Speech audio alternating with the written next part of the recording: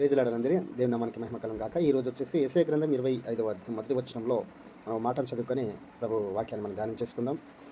యెషయా గ్రంథం 25 మొదటి వచనం. యెహోవా నీవే నా దేవుడవు, నేను నిన్ను హెచ్చించెదను, నీ నామమును స్తుతించెదను. నీవు అద్భుతములు చేసేదివి, సత్య స్వభావమును అనుసరించి నీవు పూర్వకాలమున చేసిన నీ ఆలోచనలు నెరవేర్చేదివి. దేవుని మనం హెచ్చించడం అంటే దేవుడు మన పట్ల ఏం చేశాడు? నీవే నా దేవుడవు, నేను నిన్ను హెచ్చించెదను, నీ నామం స్తుతించెదను. నీవు అద్భుతములు చేశావు, ఆశ్చర్యకార్యాలు చేశావు, మహోపకార్యాలు చేశావు, ప్రేమ కలిగి ఉన్నావు, కనికరం కలిగి ఉన్నావు, సమాధానం చేశావు.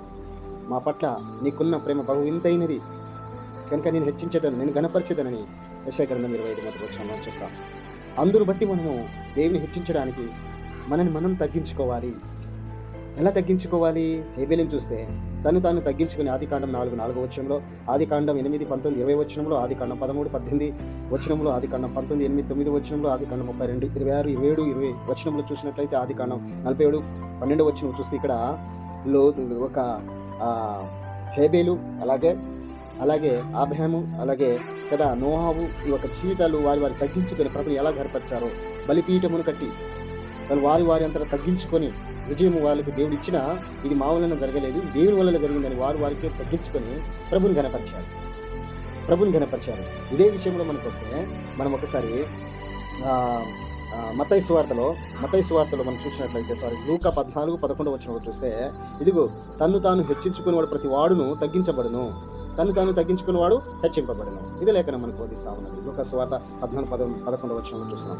అలాగే యాకోబు 4:10 వచనం చూస్తే, ప్రభు దృష్టికి మిమ్మల్ని మీరు తగ్గించుకుని అప్పుడు ఆయన మిమ్మల్ని హెచ్చిస్తారు కదా. ప్రభు దృష్టికి మిమ్మల్ని మీరు తగ్గించుకుని అప్పుడు ఆయన మిమ్మల్ని హెచ్చిస్తారు. ప్రతి విషయంలో మనం తగ్గించుకోవాలి. దేవుని నామం కనపరచడం. యెషయా గ్రంథం 25 మొదటి వచనం చదువుకున్నాం కదా. దేవాని నామం నేను హెచ్చించేదాను, ఎందుకంటే మా పట్ల నువ్వు ఆశ్చర్యకార్యాలు చేశావని. మా కోసం ప్రాణం పెట్టావు, మా కోసం పరలోకం విడిచి ఈ లోకానికి దాసుల రూపంలో వచ్చావు. పశువుల పాకాలు కదా పరుణ పెట్టారు మా కోసం కదా. వేల కోటాని కోట్ల దూతలు పొగుడు పడుతున్న మన తండ్రి ఈ పాపి కొరకు, ఈ దోషంలో మనం అలమడుతున్నటువంటి ఈ జీవితాలను బాగుపరచాలని ఆయన పరలోకం నుండి వచ్చాడు. ఇంత ప్రేమ మనం చూపించినప్పుడు మనం ఆయన గణపరచాలి కదా. మనం తగ్గించుకుని మన హోదా, మన పలుకుబడి, మన చేసే ప్రతిదిని అన్నిటినంట ప్రభుకు ఎదుట మనము తగ్గించుకొని ప్రభుని గణపరచాలంట.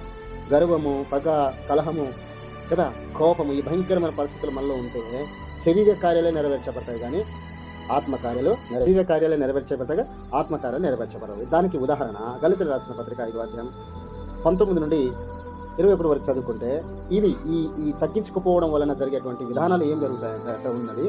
అవేవనగా శరీర కార్యములు స్పష్టమైన, అవేవనగా జారుతము, అవికృత, కామత్వము, విగ్రహార్థన, అభిచారము, ద్వేషములు, కలహములు, మత్సరములు, క్రోధములు, కక్షలు, భేదములు, అమీతములు, అసూయాలు, మత్తాతలు, అల్లరితో కూడిన ఆటపాటలు మొదలైన వీటిని గురించి నేను మీకు చెప్పిన ప్రకారం ఇది శరీర కార్యాలు. ఒకవేళ తగ్గించుకోకపోతే ఇవి కార్యాలన్నీ మనలో ఇది పాకుతా ఉంటాయి, మనం చేస్తూ ఉంటాం. ఏ బోధిస్తారో ఆ శరీర కార్యాలు అవే మాట్లాడతాం, అవే ప్రవర్తిస్తాం, అవే జీవిస్తాం, ఆ రకంగా బ్రతుకుతాం.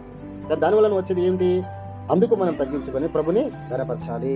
ఇవి తగ్గించుకోవడం ద్వారా దేవుని గణపరచడానికి మనకు ముందు ఉంటుంది కనుక. అదే గలతీ 5:22 చూస్తే ఆత్మ ఫలాలు అంటే తగ్గించుకోవడంలో దొరికేటువంటి ఫలాలు ఏంటంటే ప్రేమ, సంతోషం, సమాధానం, దీర్ఘశాంతం, దయాలత్వం, మంచితనము, విశ్వాసము, సాత్వికము, ఆశనిగ్రహము. ఇవి దేవుని పట్ల మనకు జరిగేటువంటి తగ్గించుకోవడం ద్వారా ఈ క్వాలిటీ మనలోనికి వస్తుంది. అప్పుడు యోహాను అంటాడు 3:30 యోహాను సువార్తలో, ఇదిగో ఆయన హెచ్చవలసి ఉన్నది, నేను తగ్గవలసి ఉన్నది.